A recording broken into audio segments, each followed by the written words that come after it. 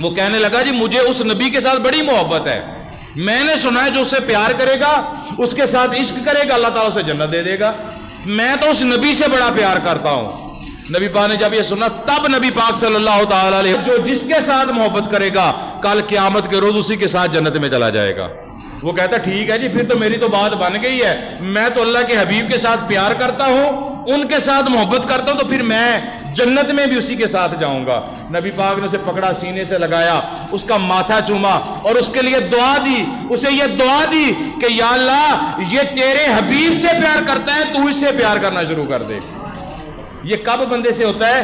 جب اللہ تبارک و تعالی کی بارگاہ میں وہ بندہ مقبول ہوتا ہے۔ اسی طرح حضرت مجدد الفسانی، حضرت باقی باللہ، آپ کے مجدد الفسانی کے پیر حضرت خواجہ باقی باللہ کا ایک مشہور واقعہ ہے کہ آپ کی بارگاہ میں ایک مرید آ گیا۔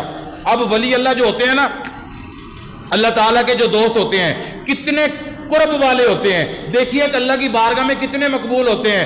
آج کے دور کے اندر لوگ کہتے ہیں ولی کچھ نہیں کر سکتے، بابے شہ ہی کوئی نہیں، بابے تو کچھ کر ہی نہیں سکتے۔ سنیے آج کی بات نہیں ہے، یہ تقریباً سینکڑوں سال پرانی بات ہے۔ حضرت مجدد الفسانی سلسلہ نقشبند کے بہت بڑے پیر ہیں، اور ان کے پیر ہیں حضرت باقی باللہ سرکار رحمۃ اللہ تعالی علیہ۔ یہ باقی باللہ پتہ کون ہے؟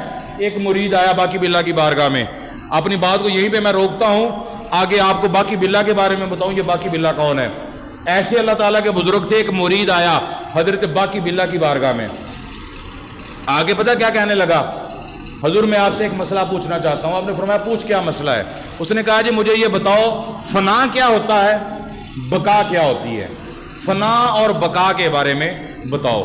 یہ تصوف کی ایک بولی ہے، معرفت کے یہ لفظ ہیں جن کا آپ کو سمجھ آ جائے ٹھیک ہے، جن کو نہ زیادہ ذہن پہ بوجھ دینے والی بات نہیں ہے۔ کہا کہ حضور مجھے بتائیے فنا اور بقا کیا ہے۔ آپ نے فرمایا ٹھیک ہے وقت آئے گا تو میں بتا دوں گا۔